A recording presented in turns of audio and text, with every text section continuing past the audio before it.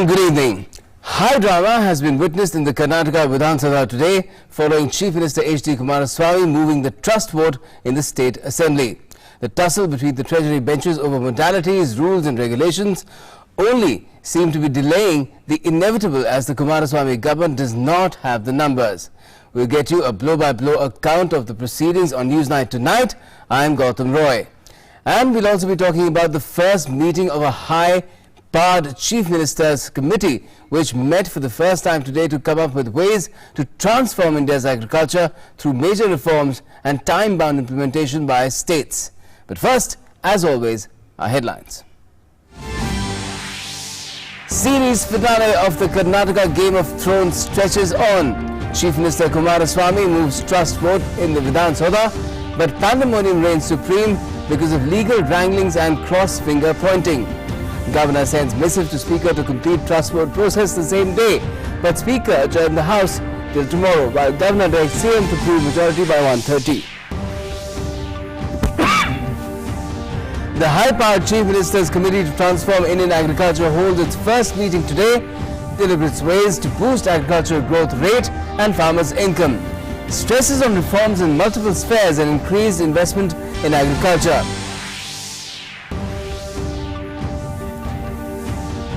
Finance bill passed in the Lok Sabha. Finance Minister N. Sitharaman says the government lowered tariffs and gave other incentives to promote the shift from oil-burning vehicles.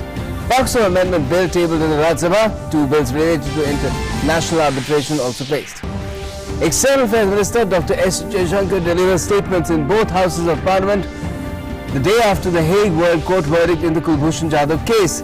Says Pakistan must abide by the ICJ order and release ex-Indian Navy officer. The MEA says Jadhav should be immediately granted consular access by the Pakistani government.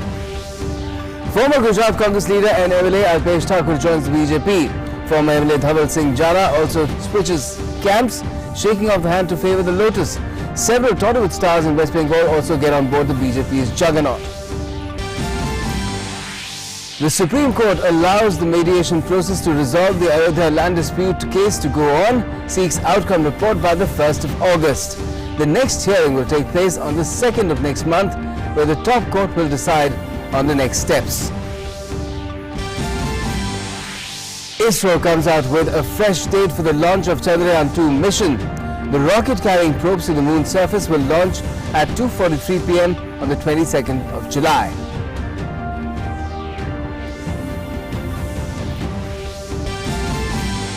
And the flood situation in Assam and Bihar remains grim despite a break from heavy rains and receding river water levels. 67 people killed in Bihar and 28 in Assam. Lakhs of people impacted. Rescue and relief work are on in high gear. Well, the series finale of the Karnataka Game of Thrones finally began playing out at 11 a.m. today in the State Assembly. Chief Minister H.D. Kumaraswamy moved the trust vote and gave his berate the BJP speech. But as soon as he sat down, a tussle of sorts began between the BJP and the ruling coalition partners over how long should the trust vote process go on. The BJP wanted it wrapped up the same day. The ruling coalition partners kept finding ways to delay it. Even the governor's intervention in the form of a missive to the Speaker couldn't hasten the process. The House was adjourned at 6:30 p.m., prompting a night dharna protest by the BJP. And in the latest, the governor has asked Kumaraswamy to prove his majority in the House by 1:30 p.m. tomorrow. The Nataka on Karnataka refuses to die down. Thursday saw yet another round of high drama when the Chief Minister Kumaraswamy moved the confidence motion. Everyone hoped for closure with a vote on the motion, but that did not happen. Instead, the Speaker adjourned the House at around 6:30 p.m. after both Treasury and opposition benches had their say. The House convened sharp at 11 a.m. Chief Minister Kumaraswamy moved a one-line motion saying the House expressed confidence in the 14-month-old ministry headed by him. He said the rebel MLAs had cast doubts about the coalition government across the country and the truth had to be told. As soon as the motion was moved, opposition BJP leader B.S. Yediyurappa stood up and said the trust vote process should be completed in a single day. Congress Legislature Party leader Siddaramaiah raised a point of order concerning the Supreme Court order on the Karnataka political crisis, saying it had infringed upon his right to issue the whip. Siddaramaia's intervention led to frequent heated exchanges between the BJP and the Congress members. Amidst all this, the Speaker said that he would consult the Advocate General and adjourn the House for lunch. When there is a Chief Minister, is a ruling party head, he moved for the vote of confidence and they started the debate on point of order. So it shows that there is a delay in the discussion regarding vote of confidence and it may be adjourned a long period. So we requested the Honorable Governor, you direct the Honorable Speaker to continue this debate regarding vote of confidence and finality has to be to do regarding vote of confidence debate. If they are given opportunity, you can come or you can not come. It's your wish. Why they have to be an MLA anywhere? Regarding that, one clear-cut conclusion is needed. That was moved today. And once that clear-cut direction is there, then this vote of confidence will move forward. Meantime, again they went to the governor, and one more we are getting the message. This has delayed the vote of confidence. Like to say, we have not delayed. The ruling party has not delayed. These type of statements and directions have delayed the process. Meanwhile, a BJP delegation approached the governor, Vajubhai Vala, to direct the Speaker to conclude the trust vote process on Thursday itself. Responding to their call, the governor wrote to the Speaker to complete the process of the vote of confidence moved by the end of the day. His message under Article 175 of the Constitution added that completing the proceedings by the end of the day will uphold the highest traditions of democracy and parliamentary practice. The Speaker read out his message in the House, after which it was adjourned. In protest, BJP MLAs announced that they would spend the night in the House. Even the Speaker failed to give a ruling on the Governor's direction on the confidence motion. We will continue to press our demand for voting on the motion as a part of it. We will stay night-long dharana in the House. According to me, the government headed by H.D. Kumaraswamy has lost all its morality to rule and insensitive to rules and procedures of the House.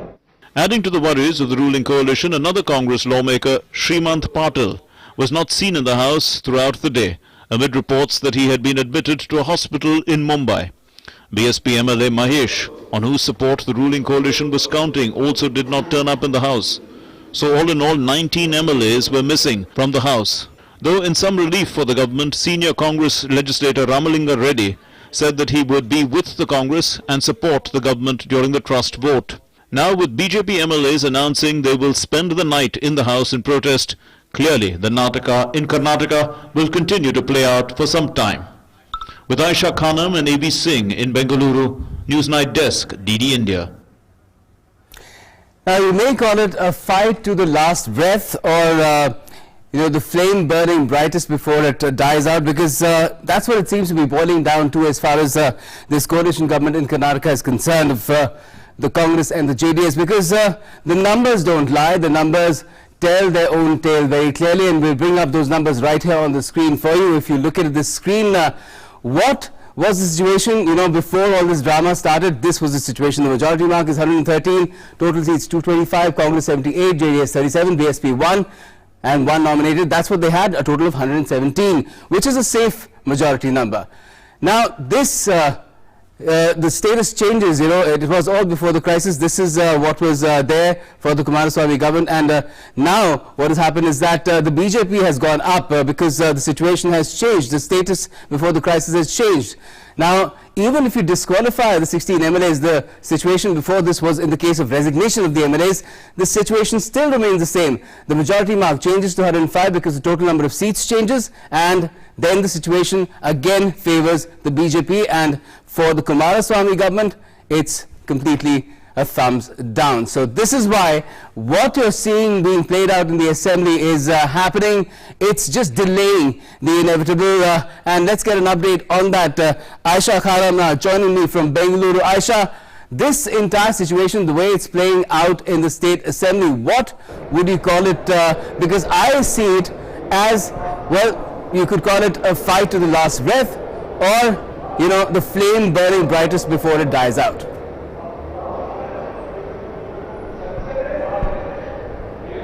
Well, Gautam, I would like to call it, the climax of all the drama that was happening from the past 13 months here in Karnataka. And this climax could see the last scene tomorrow. And I can imagine a Titanic, which is neither sinking nor floating. So this is the exactly situation, the picture we are getting of the coalition here in Karnataka. And the drama we saw throughout the day and the tricks that the Congress was up to, to avoid facing the trust vote, all this led to chaos and ruckus in the assembly, and now the BJP is sitting on a night-long dharna inside here in the assembly here. This is the assembly door here, and just now their dinner has just arrived, and they will be having dinner and they will sit on dharna overnight. But the assurance or good news to the BJP is that the governor has asked the Chief Minister to prove his confidence by 1:30 p.m. tomorrow afternoon. That is the deadline now, and that deadline means the countdown for the countdown for this government. So for Kumaraswamy, it could be the last few hours in the office unless some miracle happens.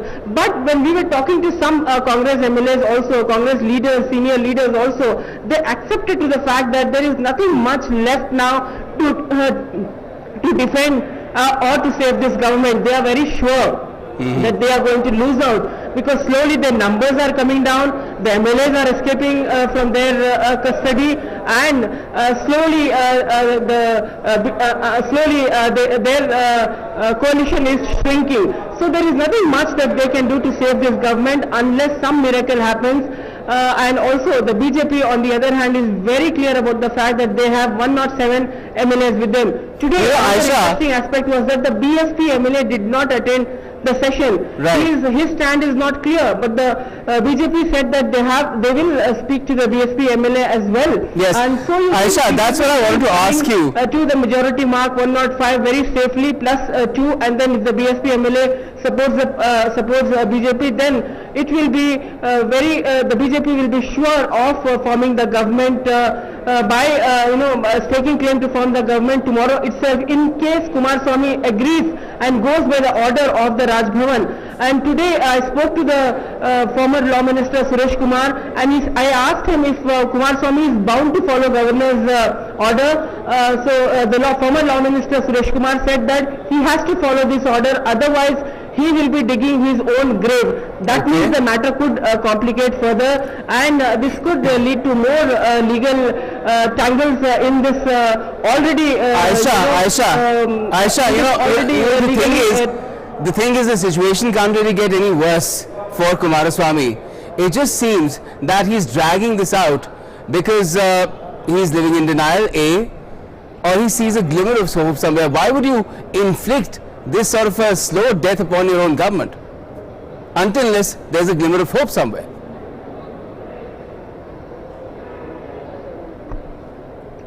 Well, Kumaraswamy is sure that this government will not last, because his own MLAs have made it clear that they will not support him, and also the fact that even today the Congress was worried about the fact that there could be 3 more MLAs who could cross vote during the trust vote when it comes for division of votes, and also the fact that the way the JDS and Congress are keeping an eye on these MLAs, and they are trying to keep these MLAs together. So for Kumaraswamy, this is a do or die situation, but he wants to go down as a fighting chief minister. He is very clear about the fact that if he is going down, he will take all those rebel MLAs also along with him. They will also have to drown with this sinking ship, and that is the main goal now, to see that these 15 rebels are disqualified and they are neither left to join the BJP or support the government, or they can come back if the trust vote is defeated. Aisha is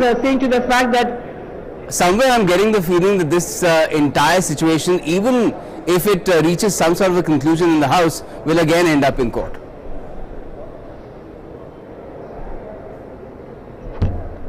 Yes, absolutely. The disqualification matter will end up in court now, because now these rebel MLAs could be disqualified, and they might they might take the party. I have with me former Law Minister Suresh Kumar Gautam. We will just take an opinion from him. He is That will be a valuable expert as well. Mr. Suresh Kumar, now even if tomorrow the trust vote is held, assumably, if you assume, then what happens to the rebels? This entire matter will now be again seeing the Supreme Court, right? It will go to Supreme Court because Congress is also going to Supreme Court. Nobody will prevent any party from approaching the Supreme Court. It is in their capacity to go and approach and to seek some direction. But the thing is, the issue has become very clear. But because the coalition government has lost its majority, it is trying to buy time. It is trying to bring in extraneous issues instead of debating the confidence motion and proving its majority. This government has lost its number game, has lost its majority, and has lost its moral authority to continue the administration. Today they had the opportunity to prove their strength, to prove their majority. They are miserably prepared. Even after governor sending a message under Article 175(2) of the Constitution, they refuse to respond to that message from the Honorable Governor. But now, do you think they'll follow the governor's order to the Chief Minister now? He's written to the Chief Minister to, prove the confidence by 1:30 p.m. Do you think they will follow this? Because they are exploring again, legal options to escape this. According to me, any government should oblige. Because it was the governor who gave them oath of office. It was the governor who addressed the joint session of the House. So he has that authority to ask the government which is under shadow, which is basically a question mark regarding his majority. So governor has a very right. So I feel if the government is confident of its number, it will oblige the governor and it will respond positively. But then again the matter will be in Supreme Court, right? I don't know. They are free to go, and Supreme Court will also teach them proper necessary lesson. Thank you very much. So that was Suresh Kumar Gautam. He was a former law minister in the BJP government, and as you heard him, that it's very clear that this government has lost its majority and they cannot continue in the office. And also, as he says that they are bound to follow the governor's order and have to prove the confidence, have to prove that they enjoy the trust of the house by tomorrow 1:30 p.m. So as I said, this could be last few hours for Kumaraswamy in the office, because even he in private admits that he has in a way lost the numbers, and on the other hand he says that he is now just throwing a challenge to see to that he teaches a lesson to the rebels, and also he does not want to give up easily and making it difficult for the BJP. He is trying to play a political game. He is trying to play a game for his political survival. Remember, if he goes down tomorrow after an emotional speech, then the next struggle from the JDS will begin to build the party. So he is building up his political future. He is now planning out his strategy. Well, that is why he is posing a tough challenge, and that's why he is resisting and also try to prolong this issue. But tomorrow we will have to wait and see what happens before 1:30 p.m. Yes, Asha, we've seen politicians in the past in situations like these playing such situations out so that they can, go to their core vote bank and others as victims of political conspiracy and all that. But in this case, if it keeps on dragging on in this manner, people might not even have sympathy for Kumaraswamy. He needs to consider that as well, perhaps. Thanks for joining us for the meanwhile. Thanks for giving us that update, especially with the former law minister. We're taking a quick break at this point. We'll get you more on what's planned for the future of agriculture in the country after just a bit. Stay with Newsnight. जल है तो कल है। स्वच्छ भारत अभियान का संकल्प, संरक्षित हो जल, हर घर पहुंचे नल। जल संकट को हमने गंभीरता से लेना होगा। पानी बचाना है, हर घर को जल, इस मंत्र को लेकर के आगे बढ़ना है। जल शक्ति समाचार सोमवार से शुक्रवार शाम 6:50 पर सिर्फ डीडी न्यूज पर।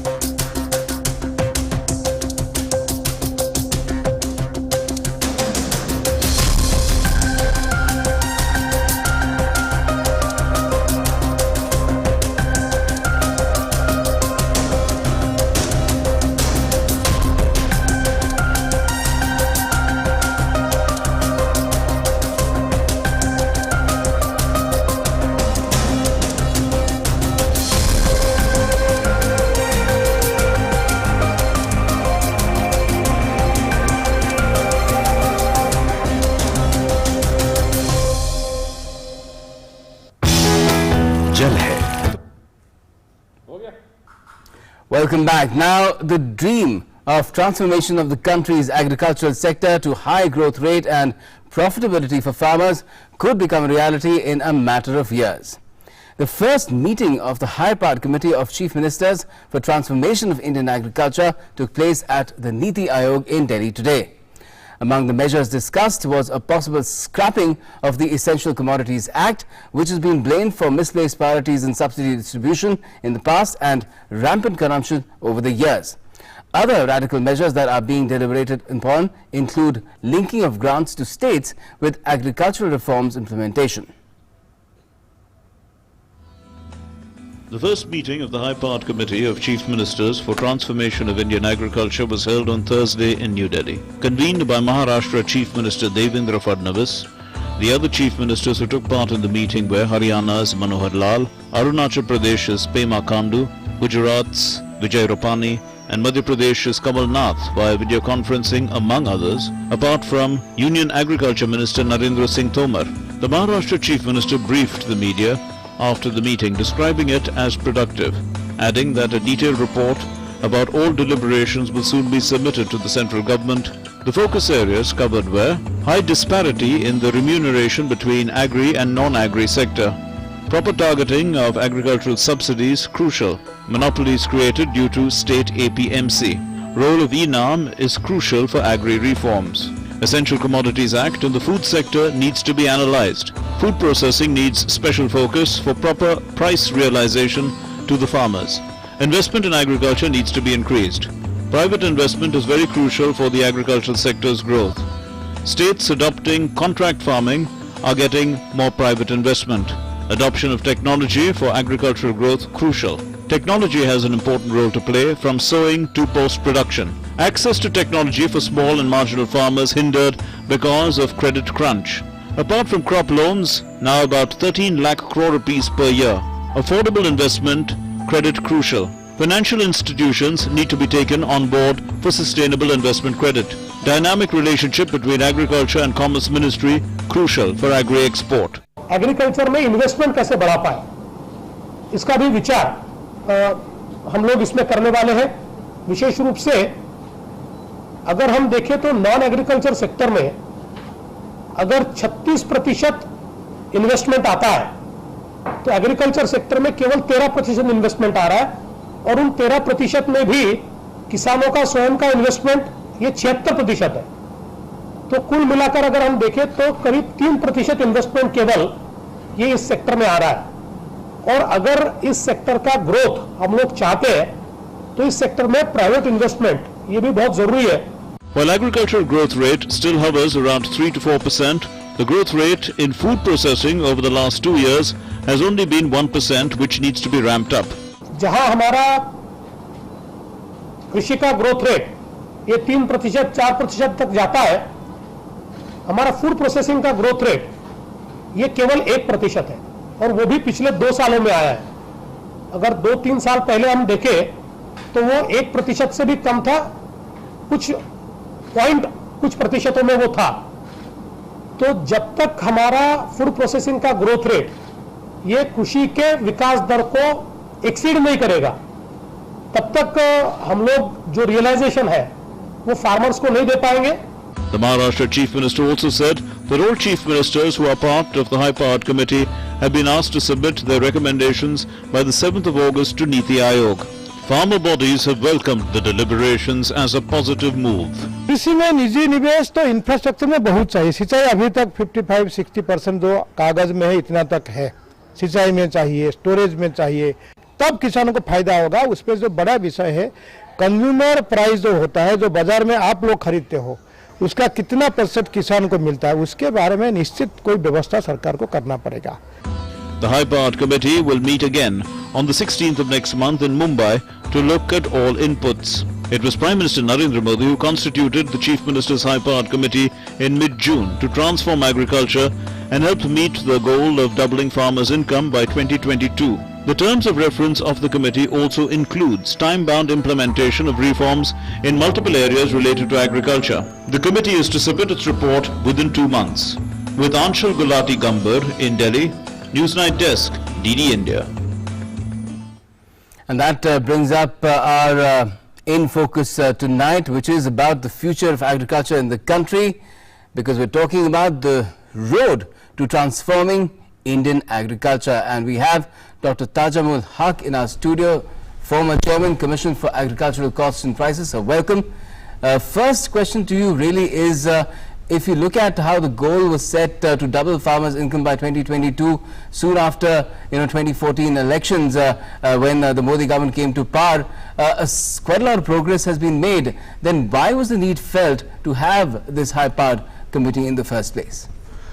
I will say that a lot of things have been done in the last 5 years, but still I think there is a huge gap, particularly in terms of transformative reforms that we need in the agriculture sector. Say in the case of agriculture marketing reforms, we have been talking about it for the last, at least I should say from 2003 onward, at least the whole idea came to all the state governments, but then in practice majority of the states in fact have been lagging in this reform or that reform, whether it is contract farming, whether it is direct marketing, whether it is private markets, development of or creation of private markets, or rationalization of market fees, licensing and all that. So I think now this is the time when the Bharatiya Janata Party has got massive kind of victory, and then they have formed a government with such an absolute majority, and also in several states now there is a BJP government. So if we cannot do it now, this will never be done in future. So I think this is a good time. I think Pradhan Mantri has already taken a good initiative saying that this has to be done. A high level committee of chief ministers have been set up, and today there was a deliberation on this. But I think the main problem is that the state government has to implement it. And the state and center state has to again establish a good coordination and collaboration for implementing some of the reforms. Now, Devendra Fadnavis, the Chief Minister of Maharashtra, who was the convener of this meeting, gave out quite a long list of things that are being deliberated, talked about that could well be recommended to the central government at the end of the 2-month deadline. To what do you think will top priority be ascribed? What are the biggest reforms that you think can be landmark as far as changing agriculture in India is concerned for the better? I think first and foremost thing would be to see an alternative marketing system, not depending so much on minimum support prices and then APMCs.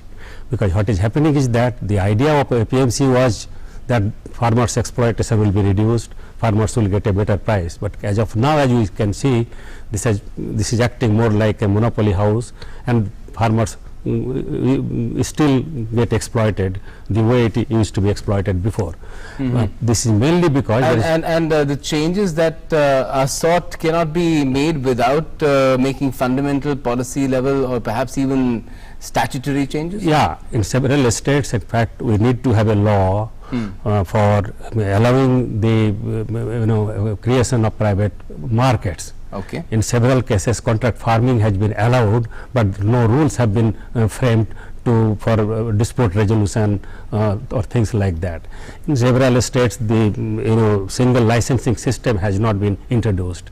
in several states fruits and vegetables which we suggested should be taken out of the FMCG, it has not been taken out of the FMCG.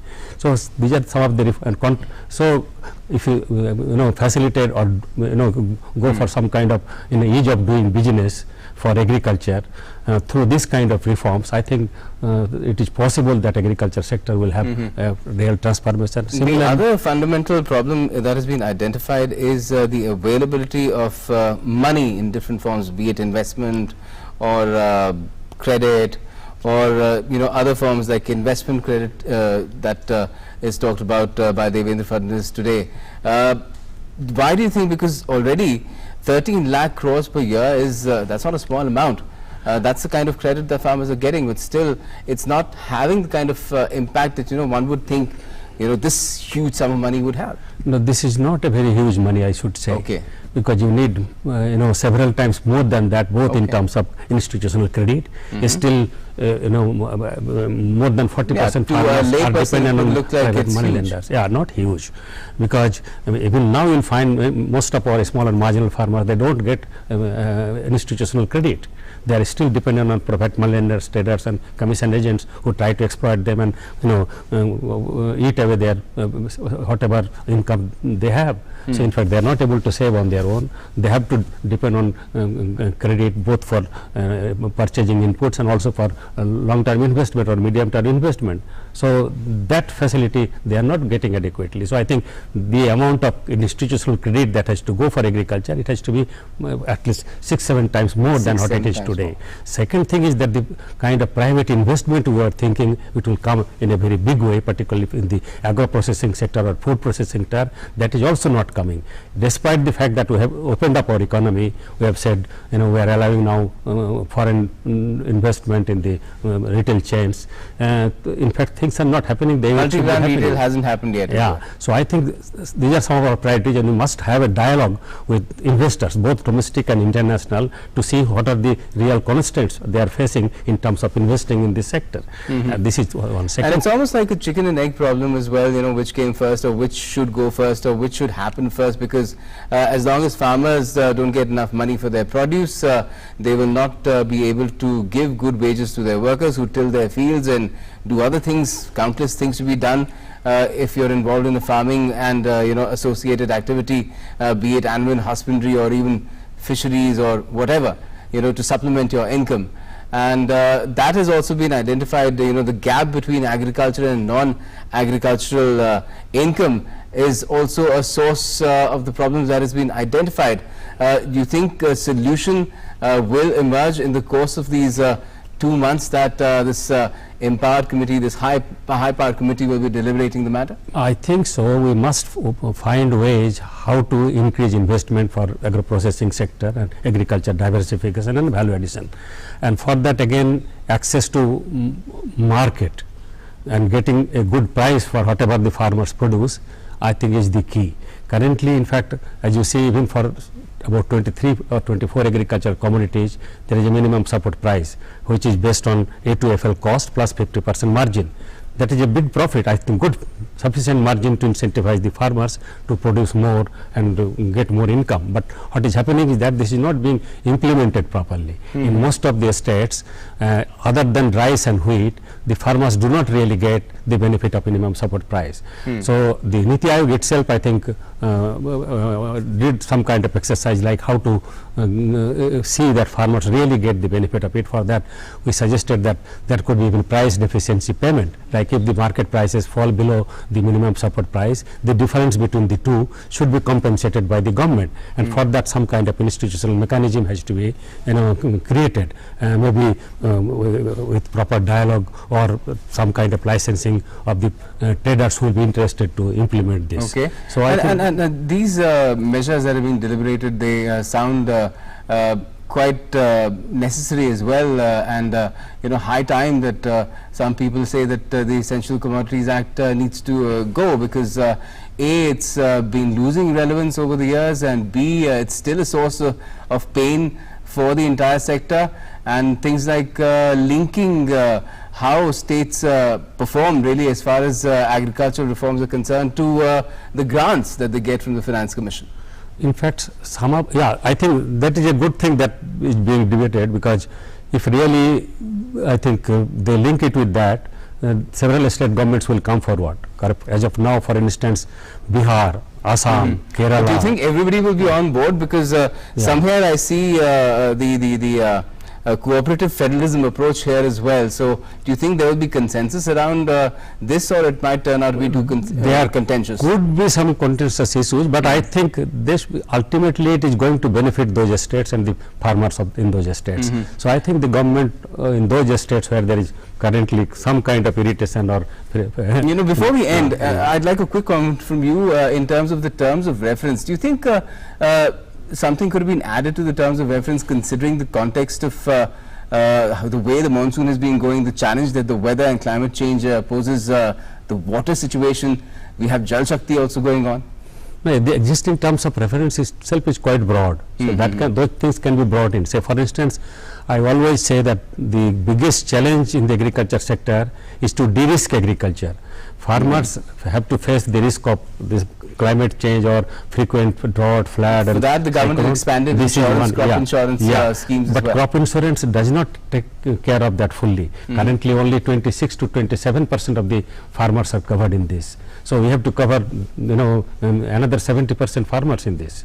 So there is a certain way to go. Yeah, exactly. The road is being identified, and similarly the market price. I think so much. Then do you think everything, implementing everything in a time-bound manner with you know, a carrot and stick approach? Do you think that will do the trick? It is not so much of carrot and stick. I think now this is basically a question of creating awareness among the state governments, and also there should be pressure from the farmers themselves that we need this kind of reforms to get some of these benefits. So I think that would be a good beginning. I'm afraid we run out of time. Thank you for so much for joining us this evening to talk about this, Dr. Tajul Haq.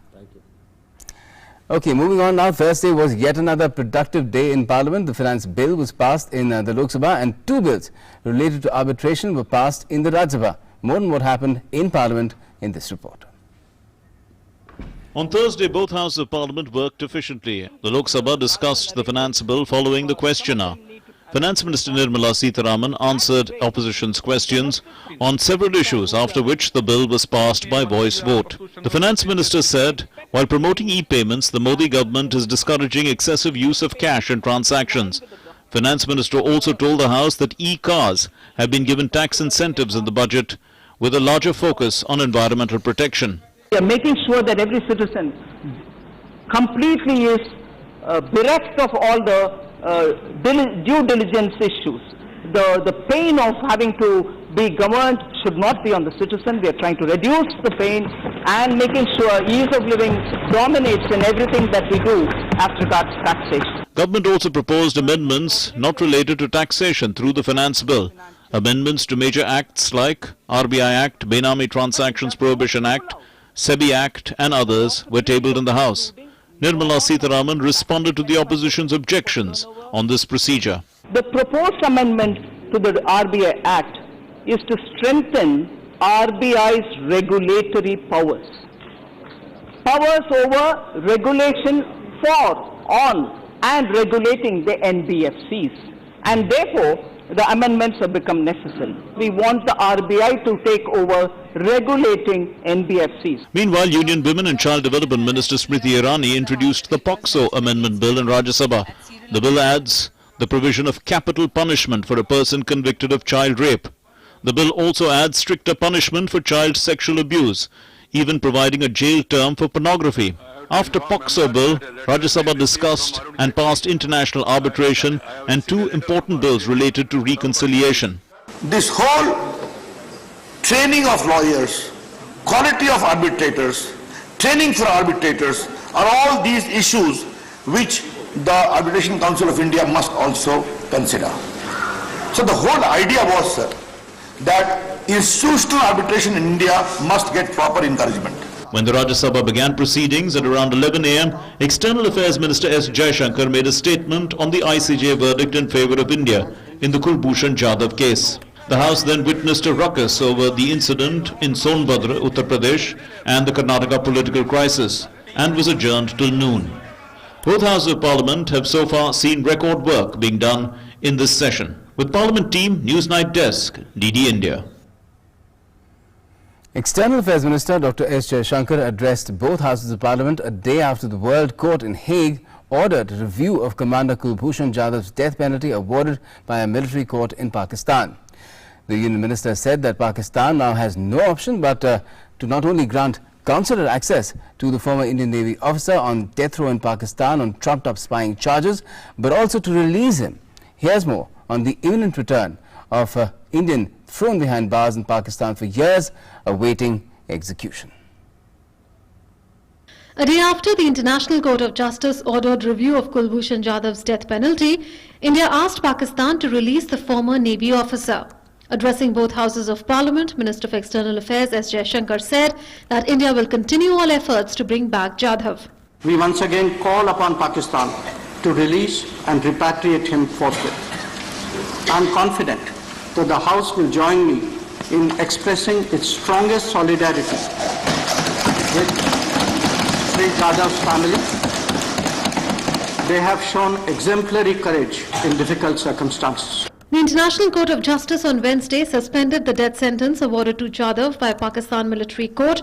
The ICJ has asked Pakistan to review the sentence. The court also observed that Pakistan denied consular access to Jadhav and breached the obligations under Vienna Convention. The Union Minister affirmed that Jadhav is innocent and a forced confession will not alter the truth. Sri Kulbhushan Jadhav is innocent of the charges leveled against him. No forced confession, that too without legal representation or due process, will change this fact. Yesterday's judgment is a vindication not only for India and Sri Jadhav, but for all those who believe in the rule of law and sanctity of international conventions. The decision of the ICJ was welcomed with loud applause in both Houses of Parliament. Post the address of External Affairs Minister Jaishankar, Chairperson of the Upper House M. Venkaiah Naidu said he is happy that the House is united over the ICJ judgment and expressed hope that Jadhav would be released soon. I am very happy that the entire House have joined together in welcoming the judgment of the International Court of Justice, and people are all concerned. They have been really complimented. And I'm happy that the ministers particularly mentioned about the services rendered by Sri Harish Salve, the two without any charge, just appearing on a nominal listing. Leaders from across party lines also welcomed the decision, appreciating the government's efforts to bring Jadhav back. International court of justice ने एक फैसला दे दिया और अच्छा फैसला दे दिया. हमें उसको मुबारक करना चाहिए कि इंटरनेशनल कोर्ट ऑफ जस्टिस ने ईमानदारी से जजमेंट दे दी. We applaud the salient part of the decision of the ICJ yesterday, which found that the denial of consular access to Kulbhushan Jadhav was a violation of the Vienna Convention, and we joined the government and all MPs in thumping our tables in solidarity. Meanwhile, former Finance Minister Arun Jaitley in a blog said that the International Court of Justice supported most of the arguments put forth by the Indian Council and confirmed its stance. He maintained that the decision puts the responsibility on Pakistan to ensure that the review and reconsideration of its earlier verdict is in keeping with international laws and the Vienna Convention. He said that the judgment delivered by the Pakistani military court does not meet the requirements laid down by the ICJ, and a review or reconsideration cannot be undertaken by a military court. Given this fact, the ICJ has suggested the creation of a new forum, if necessary, by a legislation. Pakistan lost conclusively before the ICJ. Its farcical processes through which innocent are held guilty stand exposed. The ICJ has given Pakistan an opportunity to comply with the rule of law and reform its processes. Will Pakistan use this opportunity or will they squander it? Pakistan is now under a global gaze as to what direction it follows. The ICJ judgment in this case is a comprehensive victory for India. Meanwhile, the Ministry of External Affairs firmly stated that the ICJ verdict is binding on Pakistan. It will have to fulfill obligations under the Vienna Convention and provide consular access to Jadhav with immediate effect. Pakistan is under obligation by the ICJ verdict to inform Mr. Jadhav without further delay of his rights and to provide Indian consular officers access to him in accordance with the Vienna Convention. And we expect Pakistan to implement the directive immediately without any further delay.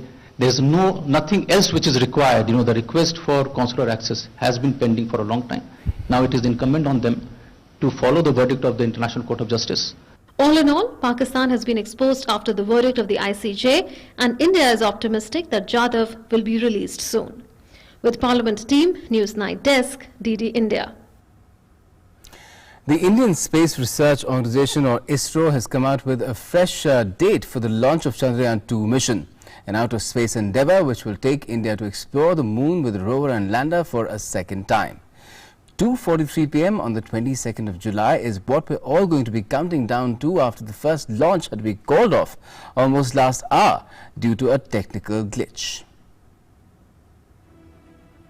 The news that everyone was looking forward to flashed on Twitter by ISRO. Chandrayaan-2 is ready to take a billion dreams to the moon, now stronger than ever before. Join us for the launch on Monday, 22nd July 2019 at 2:43 p.m. IST. The announcement came 3 days after the launch was aborted due to a technical snag in its GSLV Mark III rocket. On July 15, the launch was called off 56 minutes and 24 seconds before the scheduled blast-off at 1:55 a.m. from the spaceport in Sriharikota following a technical problem in the rocket. ISRO thanked the nation for reposing faith in the organization. Reaching greater heights is part physics and part faith. Thank you for giving us more than enough of the latter.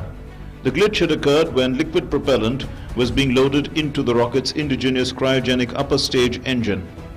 Several space scientists had appreciated the space agency for calling off the launch rather than hurrying into a major disaster. The liftoff of the three-component spacecraft weighing 3,850 kgs and comprising an orbiter, the lander and the rover is scheduled from the Satish Dhawan Space Center in Sriharikota off the coast of Andhra Pradesh. The satellite is supposed to explore the uncharted lunar South Pole 11 years after ISRO's successful first lunar mission Chandrayaan-1. Chandrayaan-2 will take 54 days to accomplish the task of landing on the moon through meticulously planned orbital phases. Chandrayaan-2 will make India the fourth country to soft land a rover on the lunar surface after Russia, the United States and China. With Philip Matthews in Chennai, Newsnight Desk, DD News, DD India. Now, heavy rainfall may have eased and water levels in rivers may be receding as well. But the aftermath of the flooding in Bihar and Assam is still taking its toll. The numbers of the dead is closing in on the 100 mark in both states.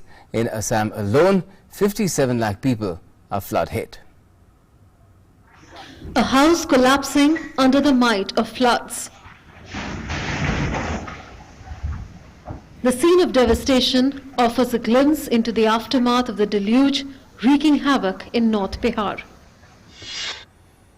The flooding has left a trail of destruction, claiming over 67 lives in Bihar alone. Sitamarhi district, where 17 people died, has borne the maximum brunt, followed by Araria, where the death toll reached 12.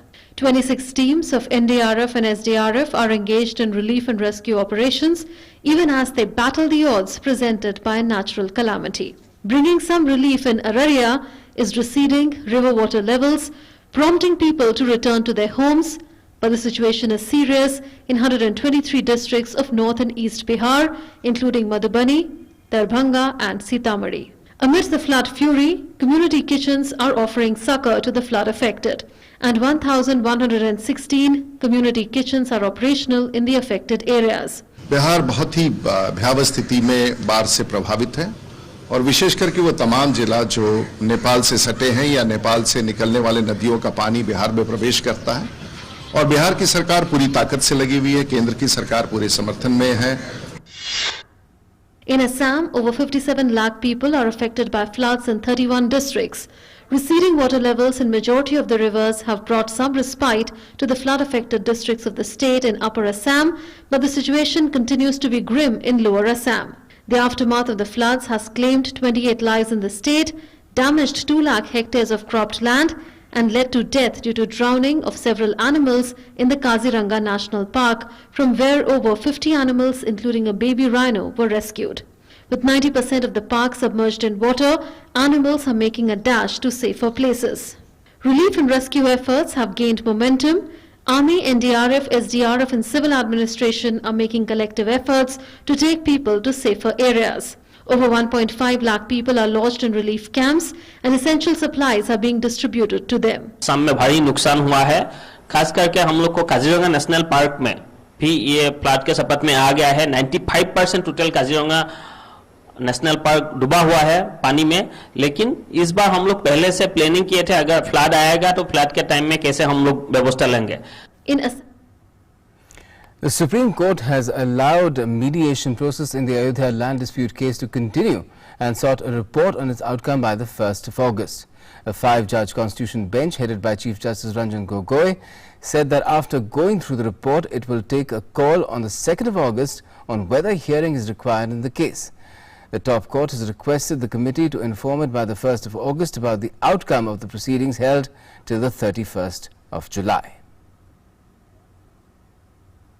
They will decide only after seeing the report which will be submitted by the mediation panel by 31st. This is positive because they have extended.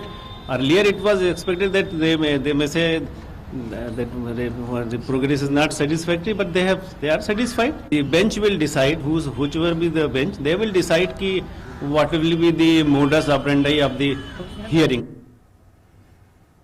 Time now for a quick wrap of some more nationwide updates. The Income Tax Department has attached a Benami commercial plot worth 400 crore rupees in Noida belonging to BSP Supremo Mayawati's brother and his wife. The provisional order for the attachment of the 7-acre plot was issued on July 16 by the department's Delhi-based Benami Prohibition Unit. Mumbai police arrested terrorist Dawood Ibrahim's nephew Rizwan Kaskar in connection with an extortion case today when he was trying to flee the country. Anti-extortion cell also arrested Ahmed Raza Wadaria, a close aide of Dawood Ibrahim's gang member Fahim. Telangana government introduced a new municipal legislation on Thursday in a special 2-day session of the Legislative Assembly. Chief Minister K. Chandrasekhar Rao introduced the bill in the Assembly. Once the new act is passed, municipal elections are likely to be held during the first week of August. Chief Minister K. Chandrasekhar Rao said the new municipal act was aimed at rooting out corruption. Madhya Pradesh Assembly's budget session continues to be a rocky one, with the Treasury and opposition benches facing off over issues to be discussed in the House. BJP staged a walkout from the Assembly after the Speaker did not allow a discussion over alleged inflated electricity bills being given to slum dwellers. Now, the 10th Jagran Film Festival began on Thursday in New Delhi. The film festival is an initiative towards creating a culture of cinema appreciation and an attempt to create a platform that connects content with audiences. Information and Broadcasting Minister Prakash Javadekar inaugurated Jagran Film Festival on Thursday at City Fort Auditorium in Delhi. While highlighting the importance of films in our society, he said, films allow us to connect with each other. Cinema हमारे जिंदगी का हिस्सा है, उसने हमें बहुत कुछ दिया है और लोगों को जोड़ा है, तोड़ा नहीं है। ये जनता का माध्यम है और जनता का ही बन के रहेगा, इस पर कोई आज हम आने नहीं देंगे। Prakash Javadekar said that the centre has introduced a single window system to hasten the process of clearance for filmmaking. विदेशी फिल्में भी यहाँ आकर अच्छा शूटिंग करें, शूटिंग के लिए one permission in 1 week ये मिलेगा और उसके आगे आपको कुछ भी नहीं करना पड़ेगा, ये हम करेंगे। और भारतीय फिल्मों को भी यही सब मिलेगा, सुविधाएं। During the inauguration ceremony, Javadekar invited everyone to the 50th International Film Festival of India in Goa scheduled for November. Goa में जो नवंबर में होगा इंडियन इंटरनेशनल फिल्म फेस्टिवल, उसकी पहली स्टीयरिंग कमेटी की मीटिंग की और वहां के मुख्यमंत्री और हमने जाके सारे वेन्यूज भी देखे। मैं आपको आमंत्रण देता हूं कि आप भी सभी गोवा में जरूर आइए, क्योंकि आपको एक डिफरेंट फिल्म फेस्टिवल देखने को मिलेगा। Actor Anil Kapoor, filmmaker Farah Khan, producer Shobhu Yaralgada and Ketan Mehta were also present at the event. The festival will also screen memorable films of Anil Kapoor. Thank you so much, Jagran Film Festival, for showing my films. I don't know if I deserve it, but that's my job. I'll keep on doing films and just pray to God that I do more films in the future. The opening film at the festival is Aparna Sen's Ghore Bere Aaj under Panorama category. Jyotika Grover, DD News, Delhi. In some international news, UK High Court has listed liquor tycoon Vijay Mallya's appeal against his extradition order for a 3-day hearing starting the 11th of February next year.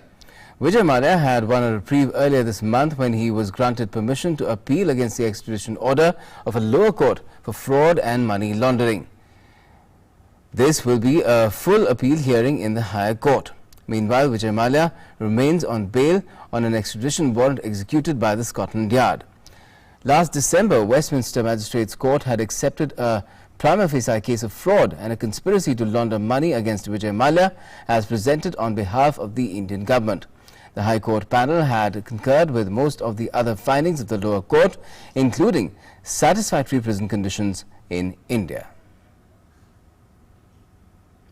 Now, the chart-topping Russian-made Face app, which allows users to see how they will look as they age, found itself in the eye of a political storm in the US, with a senator urging an FBI investigation into its national security and privacy risks. A celebrity favorite, the app deploys artificial intelligence to modify users' photos, adding wrinkles or subtracting hairs from their faces. Senator Chuck Schumer raised several concerns in a letter.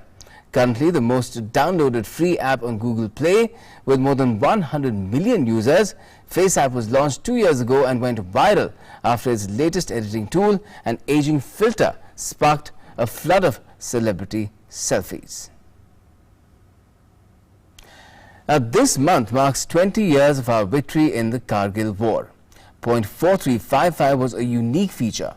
Our reporter and my colleague Nandita Dagar trekked up Point 4355 and filed this report. This is the Mashko Valley and one of the pivotal points of the Kargil war. This post, point 4355, is significant because the Pakistani army had intruded about 8 to 9 kilometers into the line of control. This is the first time that any media house, a media channel, a news channel or a newspaper, any media organization for the first time is come to point 4355. For past 20 years since the Kargil war, this place, nobody from the media has trekked to this place, and DD News is one of the few media houses to be climbing on top of point 4355. On this side of the ridge are mines. Indian Army has laid down mines since the 1999 war, and these mines can get activated if we step on them, and therefore we are told to avoid them. All around you can see the telltale signs of the Kargil war. This is a rocket-propelled grenade, an RPG, which is from the Pakistani army. And you can see signs like this, not just mines and grenades, but rocket-propelled grenades and other tin boxes of rations and ammunitions, bullet rounds, all strewn all on this mountaintop.